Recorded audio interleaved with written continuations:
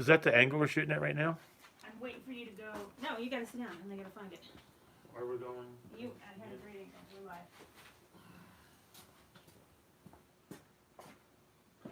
Alright, sorry about that. Apparently we had some technical issues to work out on this whole live streaming thing regarding people trying to call us at the same time. Maybe use your iPad to film, I don't know. Yeah, I don't either. I'll look it up.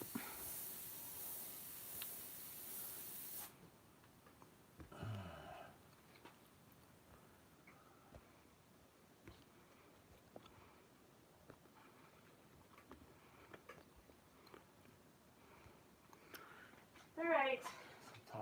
Really sorry about that. We got almost everybody back now. Everybody's sitting around going, where the hell did he go? Oh, over here. They're over here.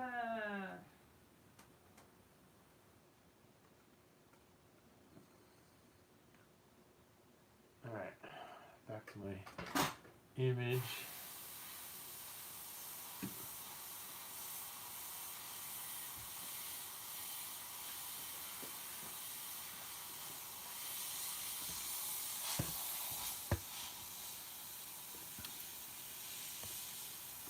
And I'm just going to be punching in some textures here, firming up the edge over here, working with these textures. These are going to start getting really bright, but I don't want to do it all at once.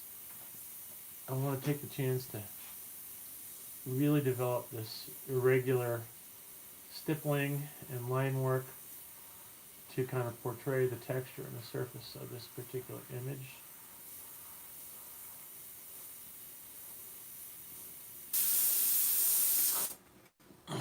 Alright, I think that's about far enough up that side of the head. I think I'm going to need to start working on the jaw a little lower.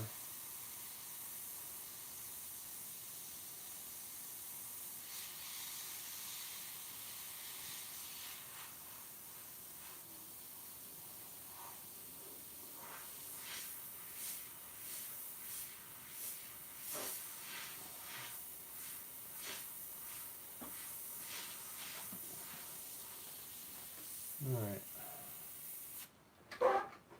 Now I'm going to go down to here. Actually, I'll finish up the highlights across the top here.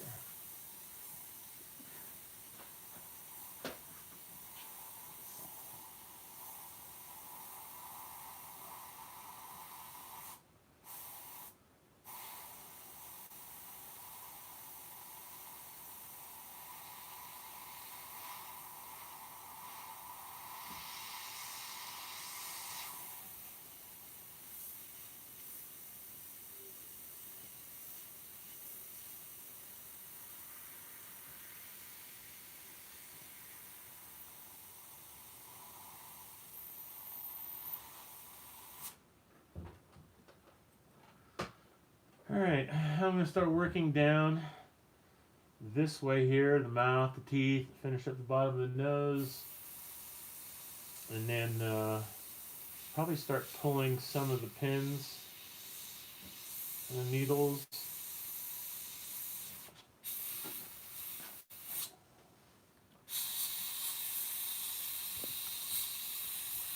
Why don't you lower the legs? Because got this.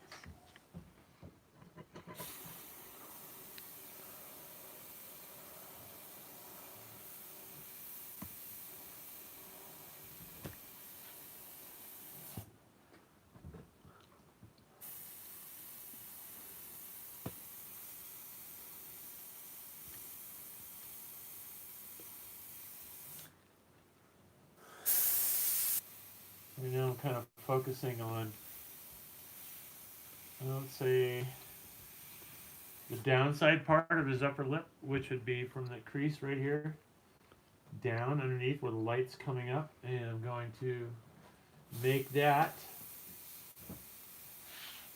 area there and establish its source of lighting, as well as any other area that's going to be immediately affected by that strong sense of underlighting.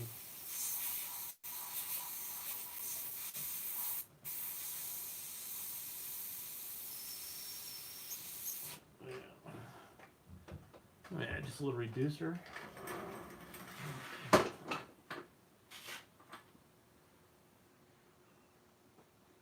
Everybody find it? Mm-hmm. Cool. Sorry about that, guys. We're rookies at this whole Facebook and actually Facebook Live, but YouTube Live. A little new to that. It's like I think our second video. Trying to figure it all out.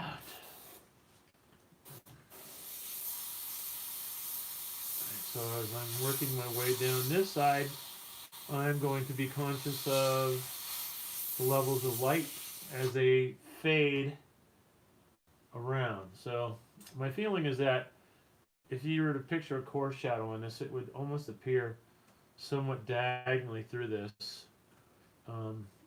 But because of the irregular shape, in general, there's not going to be a straight and commanding core shadow separating the primary and the secondary light source.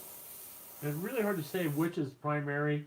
I'd have to say the one on the upper left is slightly more dominant as far as impacting the image, but the one down below is quite strong as well.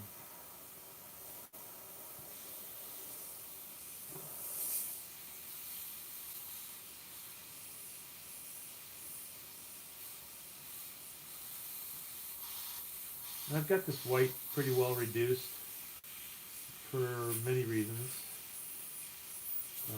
Mostly so I don't have to come back in and hit everything with the darker blue again because I've overused the white or it's been a little more overspray. I think that the more it's reduced, you're dealing with solvents, thinners, and not so much the density of the solids in there. The thinners and the solvents will allow the stuff to really grab on the surface, and you get really good transitions between a very small percentage change of value, and the stuff does not want to necessarily come up if you're degreasing, anything like that.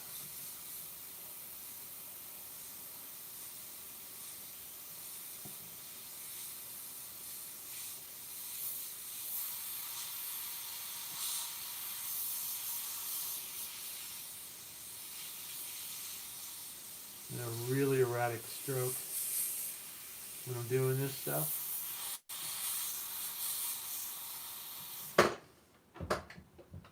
Probably looks pretty funny on the camera as I'm doing it.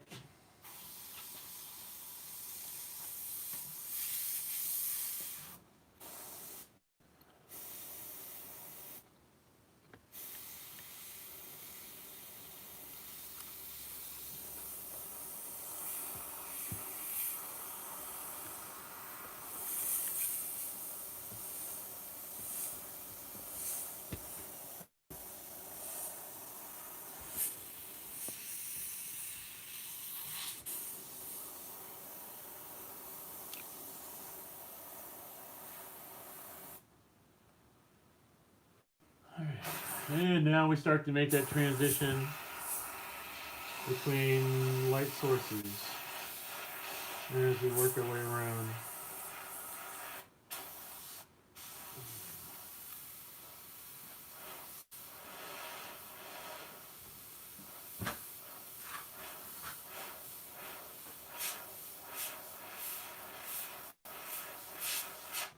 I think I got some of that other color set up already in my other airbrush. So I can go back into this real quick. No, that was your original color.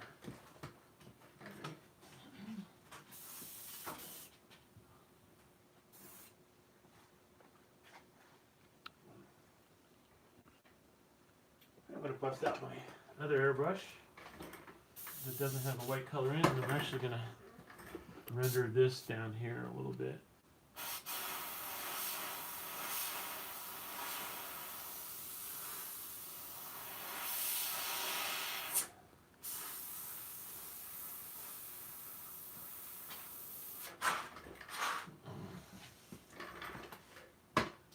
And that's basically just setting me up for the airbrushing I'm about to do. And this is going to be really kind of a grainy. I might have over reduced this just a bit, in which case I'll have to throw some of that color back in there. Yeah, maybe not. Are you guys can see through my hat?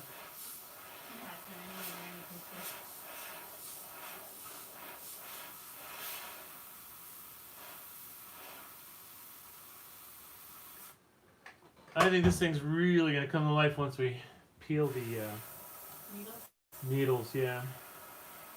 When do we peel the needles? When? Yeah. Soon.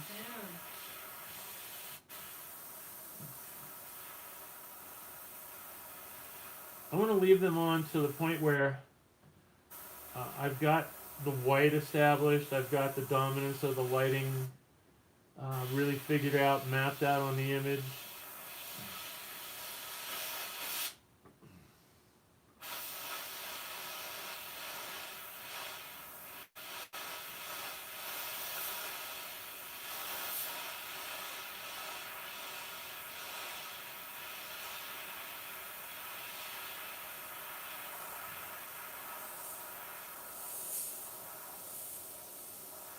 The lighting on the pins will actually be fun.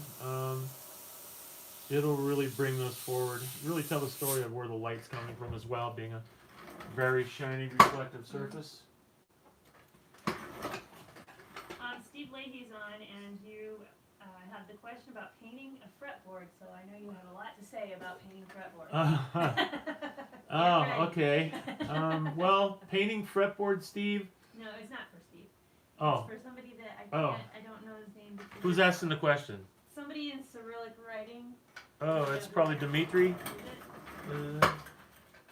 Oh yeah, the you can paint a fretboard. The thing of it is, you have to really kind of plan that along with the rest of the guitar, in my opinion. I think you need to realize some of the limitations regards to materials. Generally, I will only paint on maple fingerboards. A reason being that the oils and such inside of, say, ebony, rosewood, they resist the material. You also want to do those before you fret your fingerboard, ideally. I think it's the best way to do it. I haven't seen anything else hold up all that well. So you want to have that done. Either your frets have to be removed. You need to have a maple fingerboard. Ideally, if you do spray something else over top of it, you're taking your chances. I think a lot of different ways. If it did fail, you'd end up having to refret the entire instrument as well. So I guess it's a liability thing of what you feel comfortable accepting. I do a lot of stuff on the fingerboard, but it's generally on top of maple. And then you seal it with the polyester. You have to widen your fret slots. You want to V out the top of the fret slots so that you have less pressure going down into the fret slot when you do install your fret.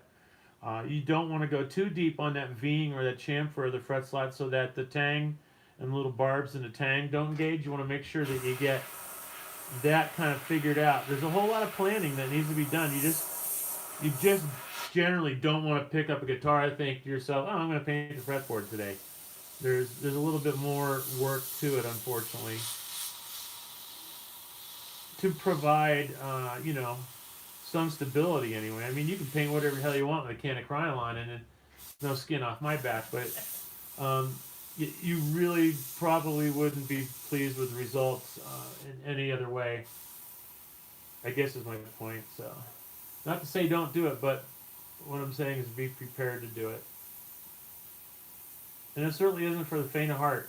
Fretting a fingerboard that you have just painted and polished and everything else is always fun on the nerves, and a lot of things can go wrong. Your fret could go sideways in the slot and it puts a big dent across your artwork that you've just meticulously polished, and So many things. You know, when you get down to painting the fingerboard, I find it's easier and best to do it with binding on the neck also. You can tape it off easier that way. Um, it's a real pain in the ass when you're painting the fingerboard along with the back side of a neck, like on a neck through instrument and stuff. And we did that on several Jackson instruments throughout the years for NAMM shows and stuff. And that, I may add, is an equal pain in the ass, probably if not worse, because you have to go in and do your fretwork after it's all said and done.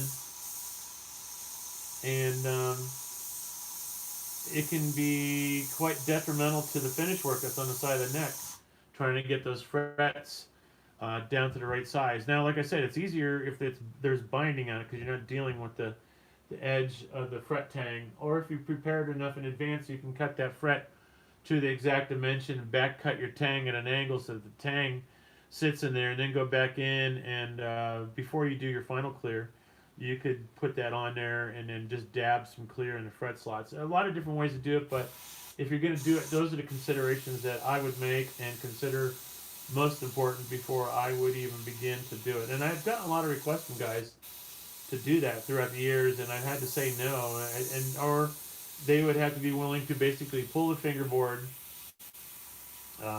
refret it, the whole 9 yards. So it gets pretty expensive. Just to do that, you're looking just to paint, just to remove the fingerboard, $100 to remove the board.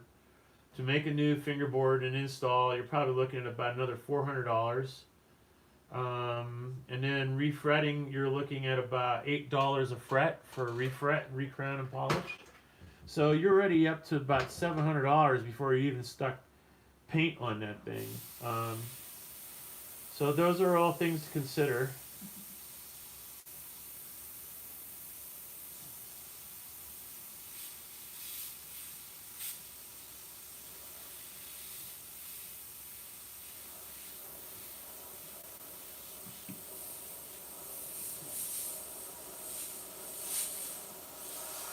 I think if you get close, you'll really see the definition in the saturation of surface texture on here that's really going to start making up the value on this particular image. It's going to have a lot of graininess to it, but it's going to have a very, very strong likeness to it, and will actually kind of stand on its own, say 5-6 feet, as very somewhat realistic. As real as Pinhead is. Right. A realistic nightmare. I'll be doing the chatterer on the back side. That one will probably take place over a period of a couple days. We'll probably just document the front side here and get this out to people. It's more popular with the image and stuff. Not too many people know who the chatterer is.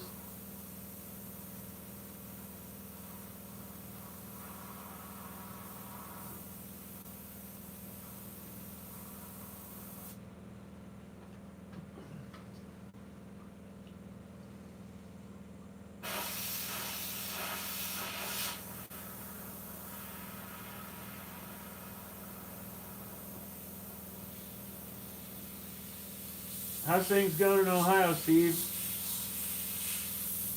You still on, Mr. Leahy? He's on. Right on. You guys probably getting some weather by now. Probably not as much as you might be used to in Boston area, though. Massachusetts, in general.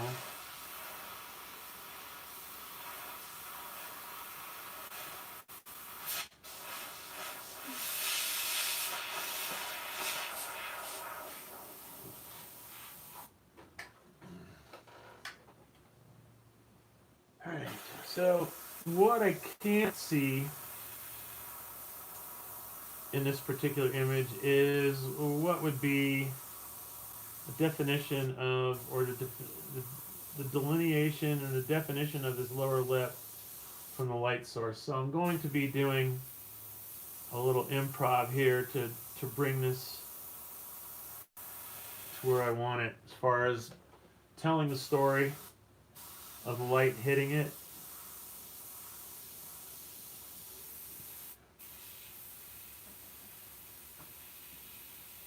I asked everyone if you had completely talked them out of painting their fingerboards, and Vitaly said no. He has a great idea, so there you go.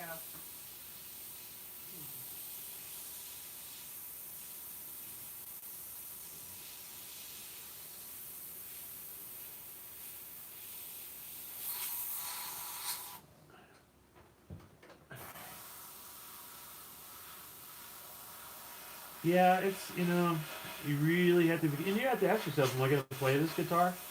What type of playing you're going to be, an aggressive player? You're going to have the action like super low. How tall are your frets? There's so many things you really have to consider, unfortunately. I don't like to waste people's money. I don't like to think that people are coming to me necessarily all the time. Maybe because they like my work, but I'm making sure that they're being taken care of. I don't want to steer people wrong. I know what it's like to have a limited amount of funds to do things that I want to do. And if I find that something is, maybe not necessary and I could talk them out of it, I do my best to do as such. One of them would be painted necks and trying to find some other option for you. If I sense that you're just going to put the thing on a wall and stare at it every Wednesday, I probably wouldn't have a problem doing that, painting your fingerboard. But it's a very expensive proposition to do it right for the results that you get for a small area. I like to look at the fingerboard as being a complementary part of the construction of the guitar as far as the materials used in contrast to maybe woods used elsewhere. You have a chance to use maple fingerboard amidst a darker background or a darker area of the guitar, like the body might be dark wood, or vice versa. A lighter guitar with an ebony board always looks sweet.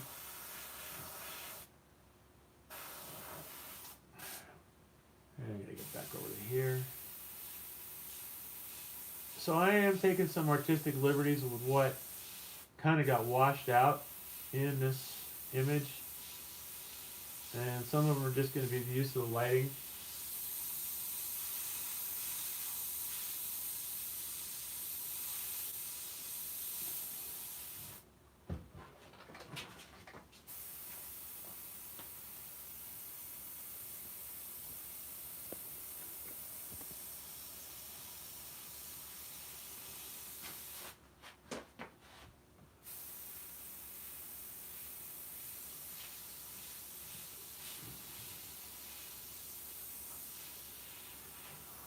So this is going pretty quick today.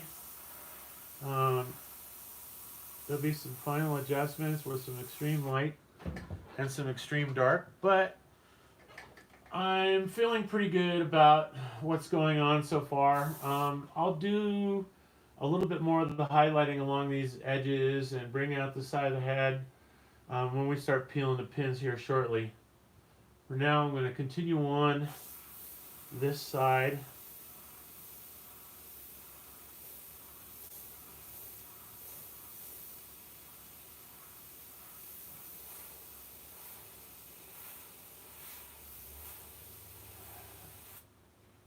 Tracy wants to know if you could estimate how many guitars you have painted in your career. Gosh, dude, I wouldn't even know. Maybe a couple hundred for the last 25 years. A couple hundred a year. 25 years. There's 2,800 pictures on the website, but there's more than one picture of each guitar. Right. I know that, but I doubt we have captured every guitar. I'm sure things have fallen through the cracks. And, Yeah. I find them all the time online that somehow aren't on the website. And generally, depending on the demand of the paint job, I can generally get a couple done a week. But lately, my schedule's been so varied, doing so many different things. I've got a couple more builds in the works.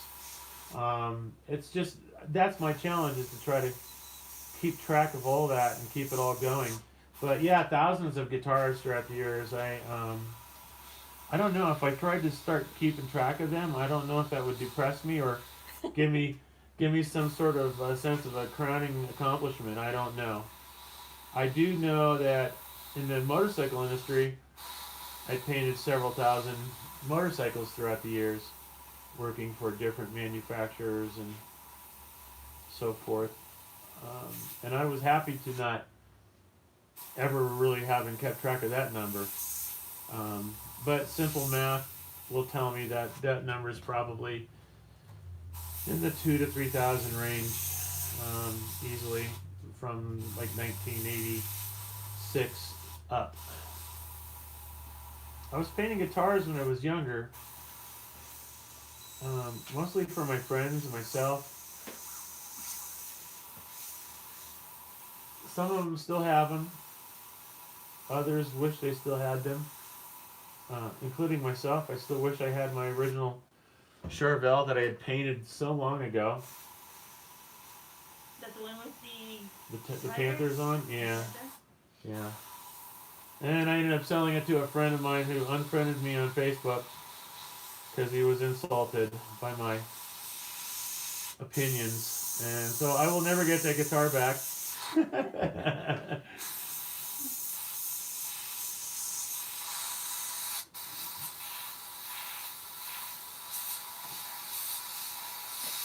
I love building guitars. I really do love doing that. To me, it's a culmination of a lot of different skill sets. Skill set as a luthier, which is much like an engineer and a wood craftsman, as anything. It's also being very meticulous in type of woods and different things that you choose throughout the process of building that instrument. I can't say that I would want to be somebody who builds more than a dozen guitars a year. I don't want to be that guy. I like having a very select base of clients that trust me to build their instruments. It keeps me enjoying it. I can't nearly charge for my instruments what I see other people getting for complete one-off builds in the market. I don't think that I would proliferate in that particular area very well. Building, $10,000 guitars, $8,000 guitars. But I do have to make it profitable to do them.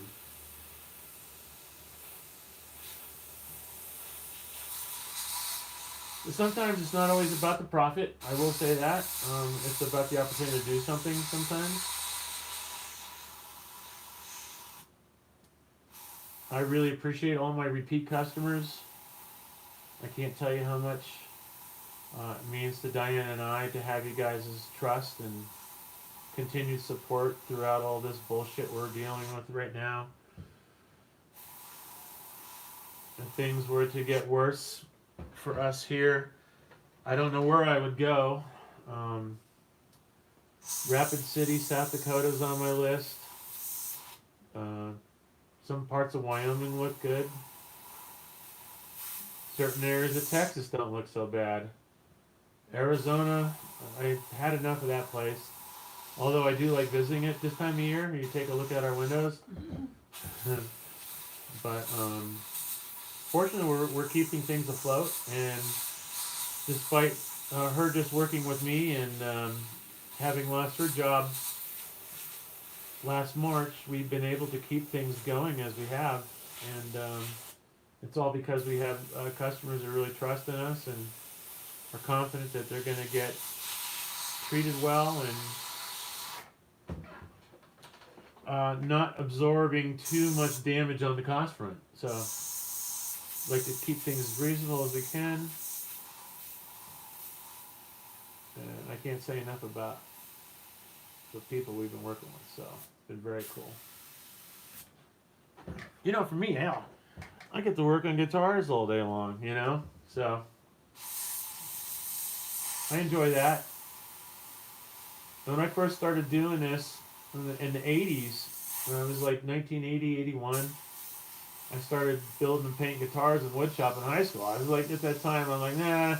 And I never thought for sure that would make a living. But, I kind of got burnt out on motorcycle stuff. And I had the opportunity to do some work for guys like Jackson, Charvel, Fender Musical, and that's when it really kind of appeared to me. And I told Diana one day, I said, we need to switch gears, we need to change directions. And I don't know, she might have thought I was crazy at that point in time too, but What? Are you kidding me? I'm all about diversity of income. but I mean, we had so much success in the motorcycle industry. You know, having achieved the awards and praise that we had throughout the years, that it was difficult to think, okay, I'm just gonna change gears. So when we moved up to Colorado, a lot of things had changed for us, and you know, our business plan, no employees. That wasn't necessarily the main reason, but it was definitely a lot of things that kind of brought the motorcycle industry to head. And I think it was its own self demise too, in a lot of ways. I think that it'll never be the same. I think that the motorcycle industry is pretty much crushed at this point in time. There's still some great innovators out there, but until builders start learning how to pay painters, I think it's a fruitless endeavor to put all your marbles in the motorcycle industry.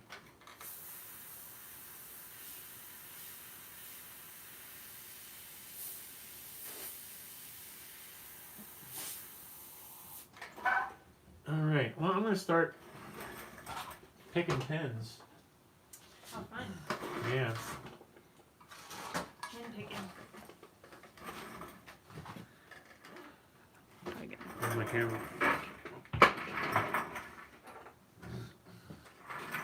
Get in front of it.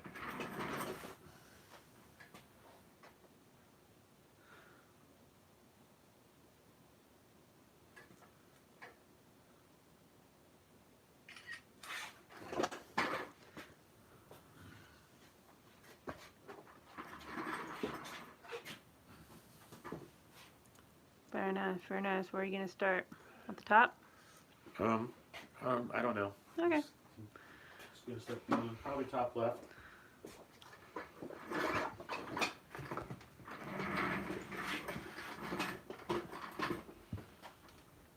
Alright, so this is gonna have a strong impact. Almost as much, if not more, as the mouth. When I peeled that particular part of the mask out, really brought this image to life. But the pins are the essence of Pinhead. So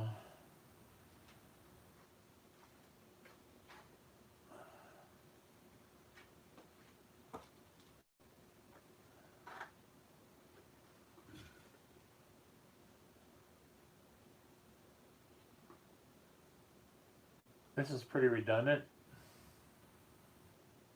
but no other way to do it. You gotta pick them off. Thing you want to do is be careful picking them off when you're working over your areas that you've airbrushed so diligently for the past several hours.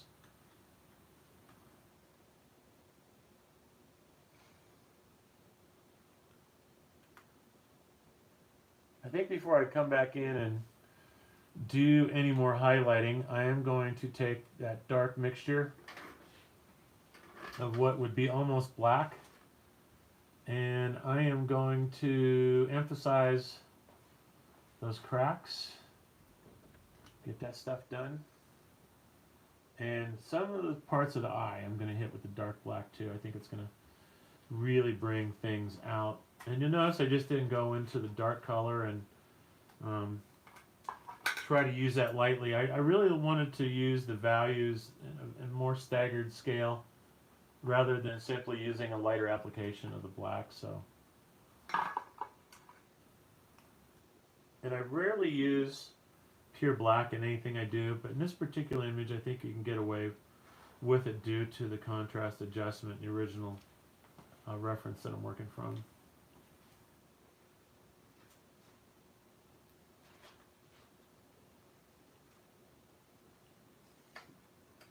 Yeah. Sun's really bright. Yes, it is. It's supposed to be 55 again tomorrow. Really? Yeah. Yeah, Colorado weather is really odd. Can't make up its mind.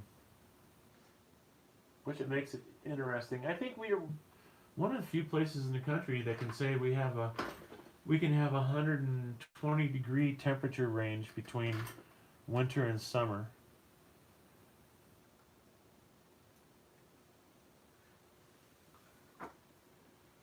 And we can have that in 2 days, actually. Well, I mean, yeah, I was out yesterday when I was out riding. It was like 57 or 58. Then I wake up and there's snow on the ground. And the first snowfall we had this year, it was 90 degrees That's the day right. before. It was a 70 degree swing.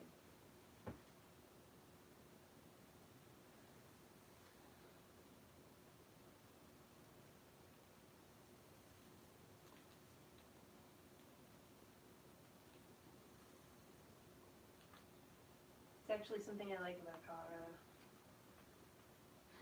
Yeah, winters aren't too harsh down here. Although last winter was just long. Yeah, I mean, you go through brief times. Like, you get a long spell of cold. More than snow, it's cold. I measure it by the length of the glacier in our driveway. Right. On the side. The side where the sun doesn't hit. We haven't gotten one yet. No. Because I haven't been. Once you start driving down with the snow on, that's when it compacts it. I think it makes it worse.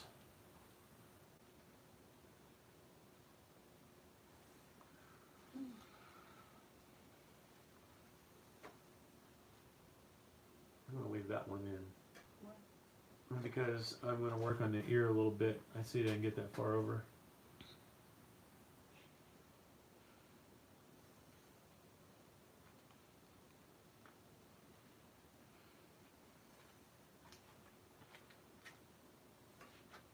So the gun industry is a very interesting industry these days. People are doing some pretty crazy stuff to their guns. I was really unaware of the demands and the type of demands that people were having in regards to custom painting with Duracoat and KG gun coat and Cerakote on their guns. Working up there has really kind of allowed me to try some different things on some different platforms, which has been pretty cool. I've enjoyed that.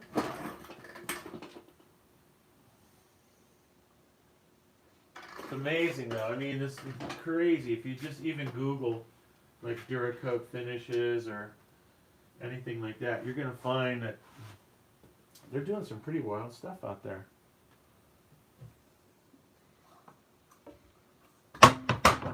You know, I'm gonna finish up the highlights on the teeth.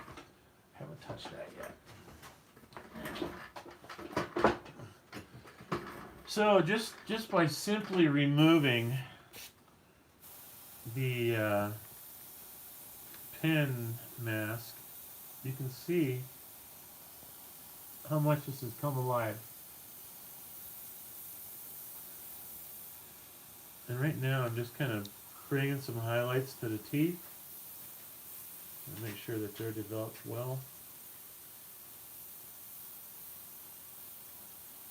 And the bottom edges here. The whole time I'm doing this, I'm looking up quite a bit at my reference as well.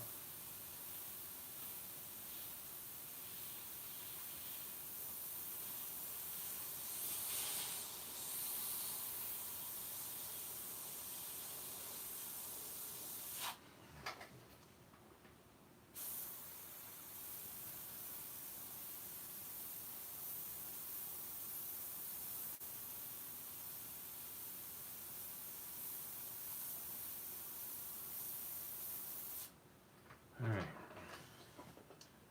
3 little dots here.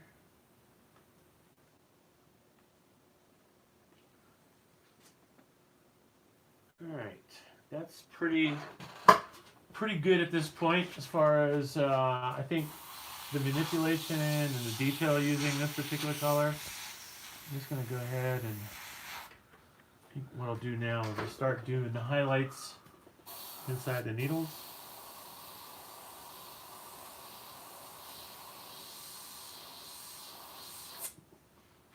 And you see, I'm just kind of focusing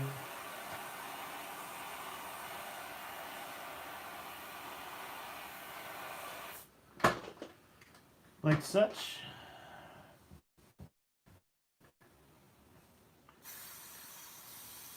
Keeping my mixture rather thin. Adding the details where they need to be.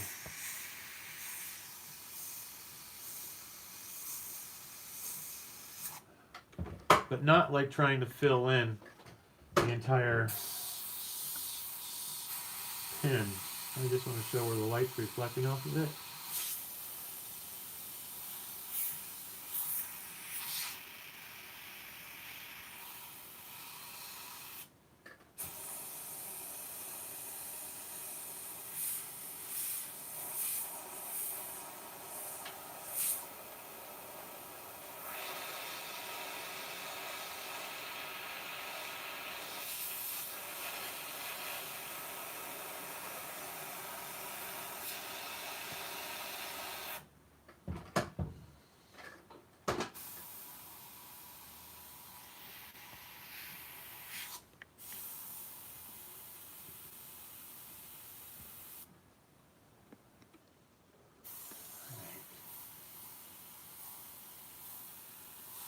And a lot of the work's just going to be one stroke, one down that way, highlight,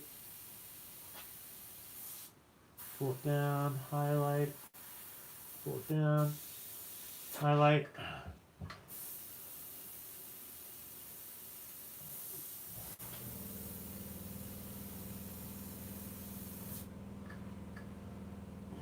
Put my seat up.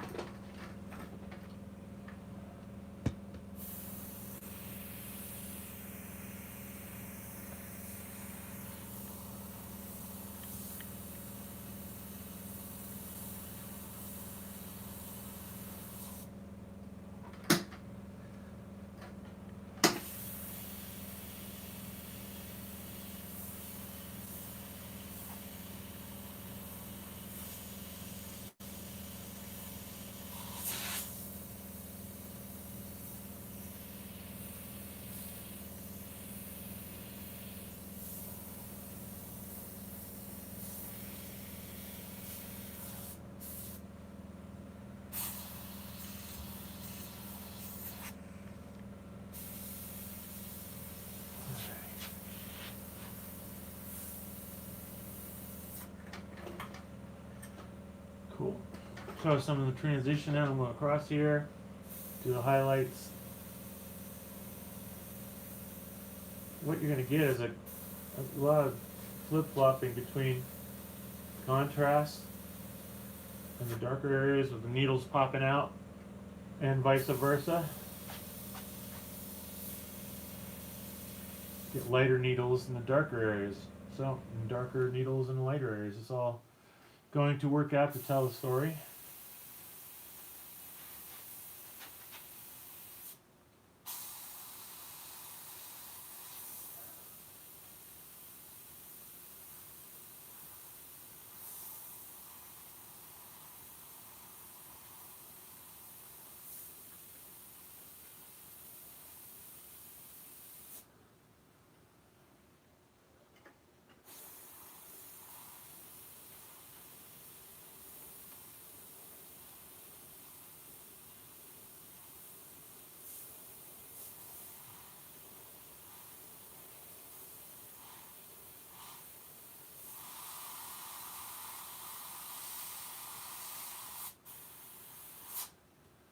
Alright, I got a little bit of work to do on this ear over here.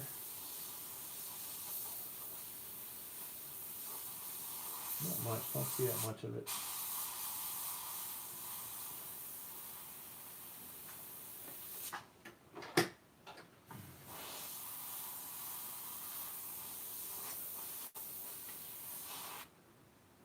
Okay.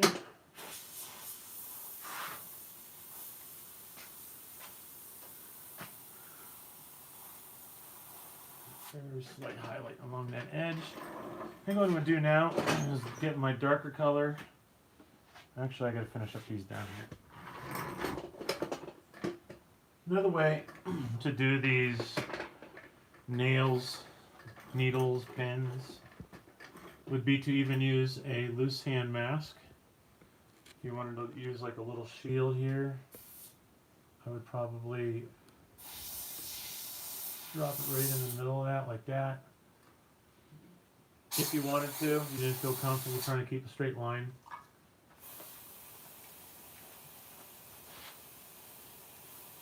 you really wanted to, you could actually probably assemble that whole mask and put it back over to protect those. Especially now that FBS has their new mask out that's semi-transparent. It'd be real handy for a job like this. Still seems like it would be a challenge. It would be. It still would be difficult because it is a somewhat flexible medium. There's so many things to line up. Yeah, getting over to pickups and rings and stuff.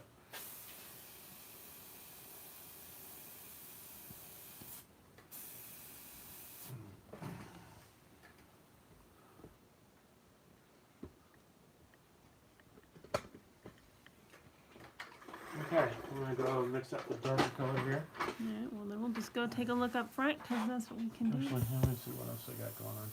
I'm gonna do some light adjustment on here before I get back into the darker color again. I wanna bring some of this over.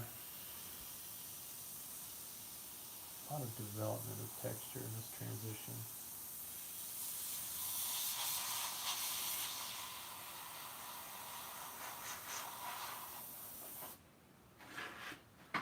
Alright, we'll go ahead and mix that up.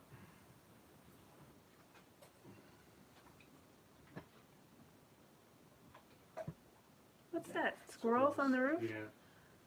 Holy cow.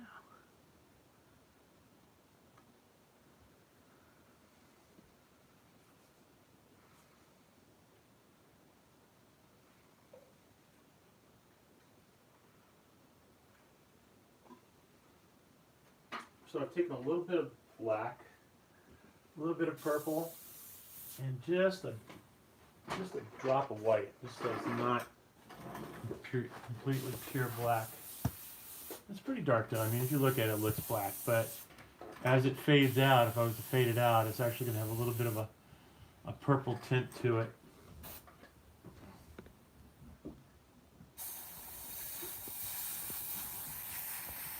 And I'm not going to go over everything here.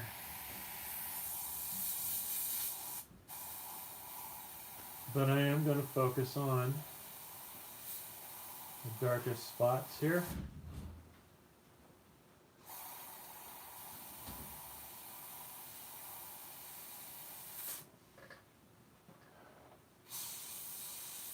Just adding more contrast to this.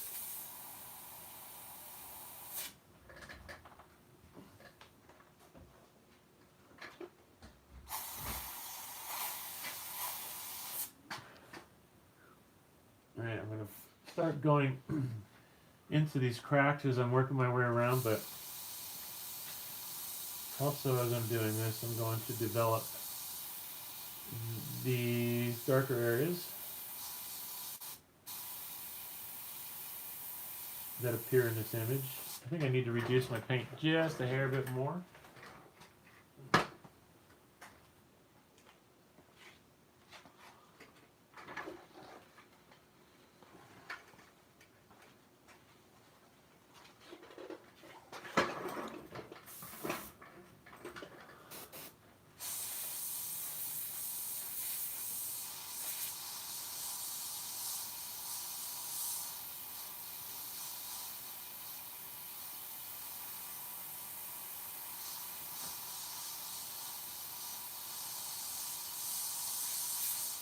And it's going to transition out of this eye orbit. Just right in there. Not too much. This is where everybody gets in trouble when they're first starting airbrushing. Overworking? Overworking, going back in too far, too much. Then they have to come back in and hit it with the white again, and then they overdo the white, then they got to go back in again and do the dark color again. Take your time. Okay, so now when I'm doing these cracks, I'm going to do, like I was telling you earlier, more of the flood stroke that I use.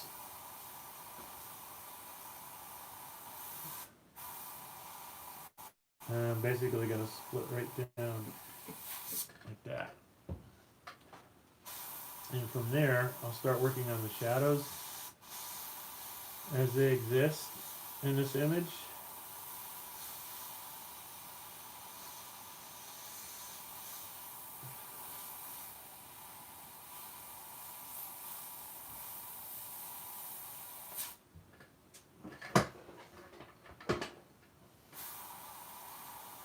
And it won't be a very even line by any means.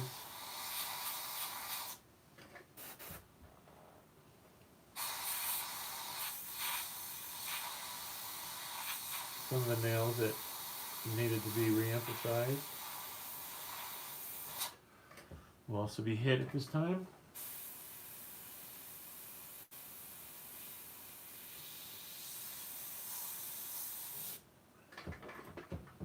And this is the fun part of the project, when you're really getting to that point where it's gone the way you want it to go, seeing the likenesses the way you wanted them, and you're just taking your time to achieve these likenesses, and feeling the results come together. And I think everything has a certain point when you're working on it. It has an awkward phase, let's say. So getting past all those and getting on to the final objective is certainly very rewarding.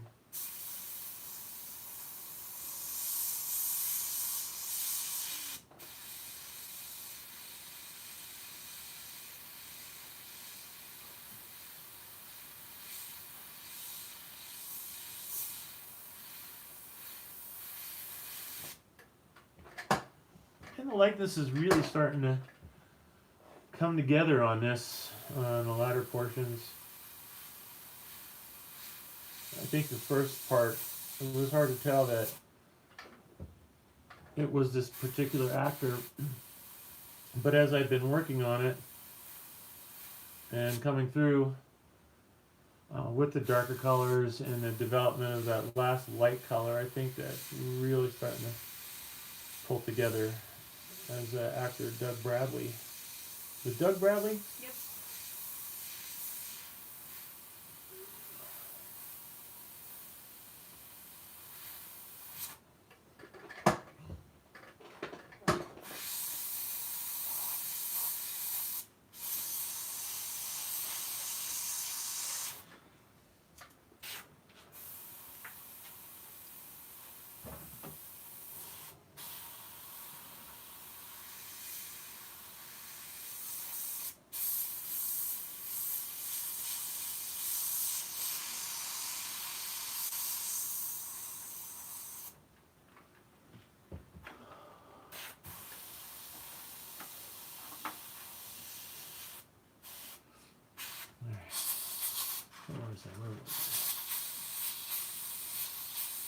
I've been using this grid system as almost kind of like a map, a topographical map, to keep me focused on where I'm at in this particular likeness and image.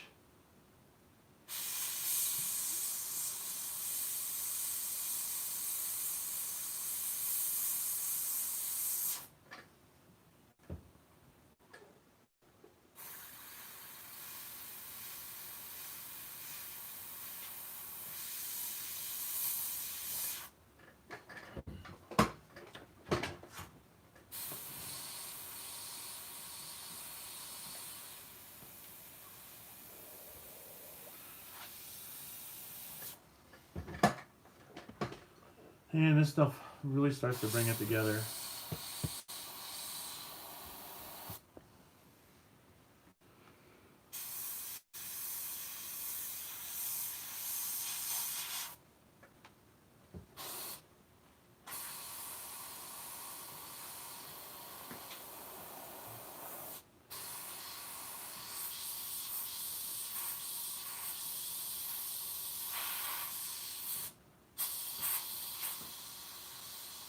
I'm going to change the line weight, some of this stuff, making it heavier. And not so much like you're just painting a single stroke that I have the same uniformity to it. I'm going to make sure I change that up. Makes it look a little bit more natural.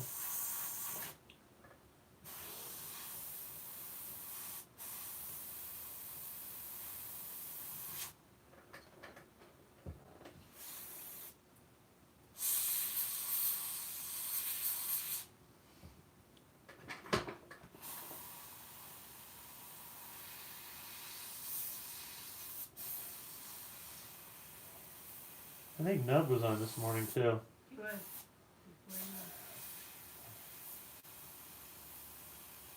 I haven't really figured out a great set schedule yet. Probably won't get that out of me. I don't ever suspect that we will.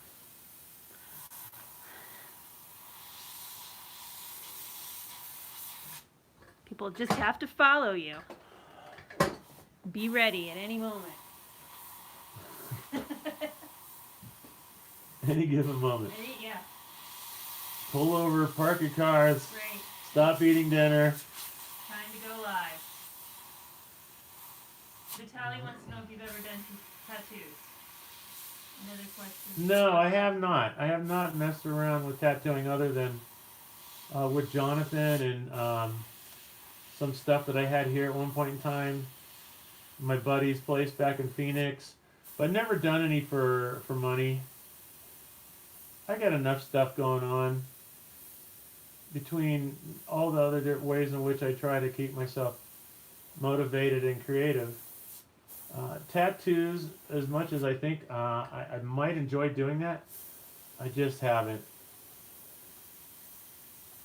But you never know. You never know. That could change.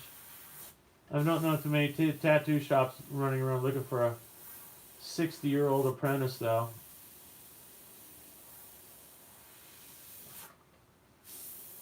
I don't foresee it happening anytime in the near future.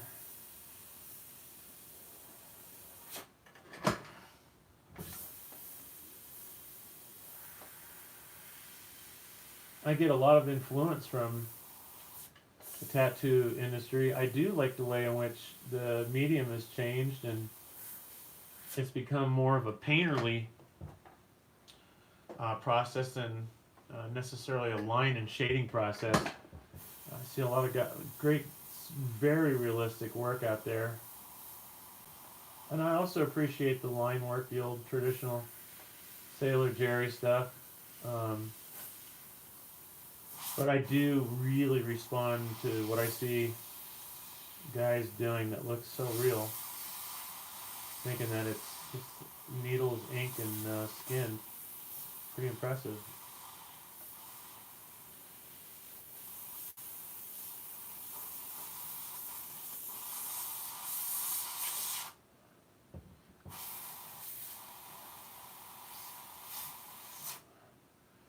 Alright, right here.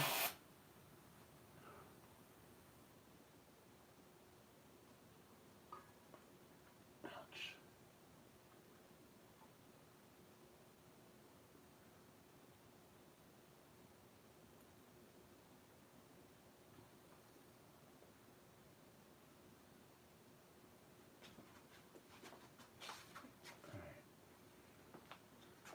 Okay, so I'm going to start doing some of the shadows after I get the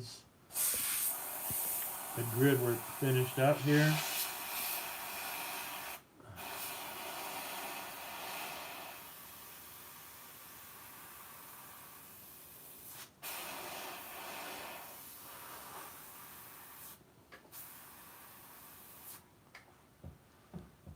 So the shadows are going all sorts of different directions. As you'll be able to see, some here, some there.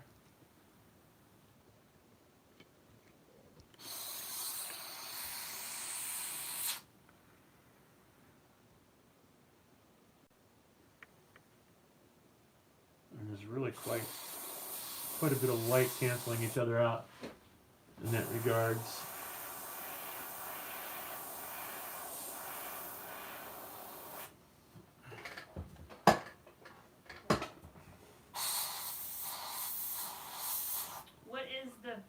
Your favorite guitar you've ever had? My favorite one that I've ever painted? I think you mean play, to be honest with you. But Well, my favorite guitar that I played? Yeah, or that you have. I think so. That's what you know, it's pretty tough to say. I still own one of the first neck through guitars that I had built, and that was a really fun guitar. I beat the hell out of it. Another one is the one that JB owns right now. my old skull guitar, which I really had a lot of playing time on and had a lot of history with that particular guitar.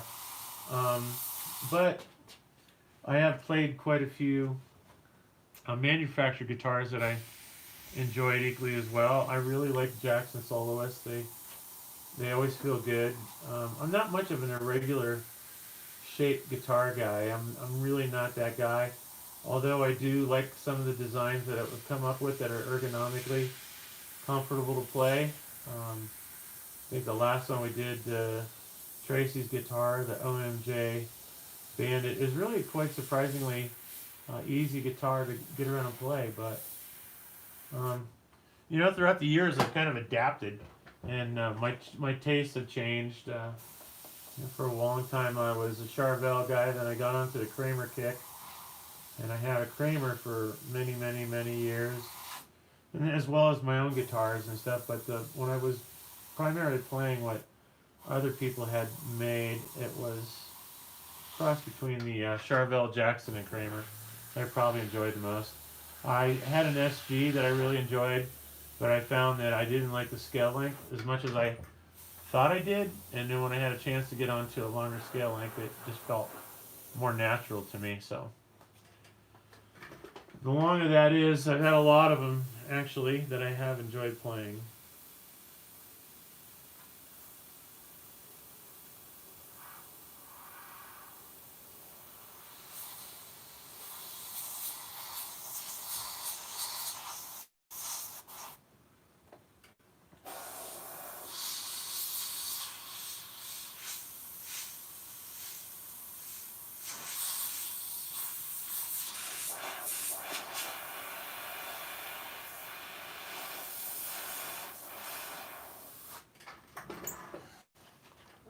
All right, I think that's going to be where I'm going to call this one for this video. Except I'm going to do the highlights down in the jacket, but I figured to just do the face. Okay. Right. Yeah, it's been 2 hours. Right on. All right. Well, there it is. Thank you, everybody. Yep. Thanks a lot. We'll let you know when we're gonna do another one.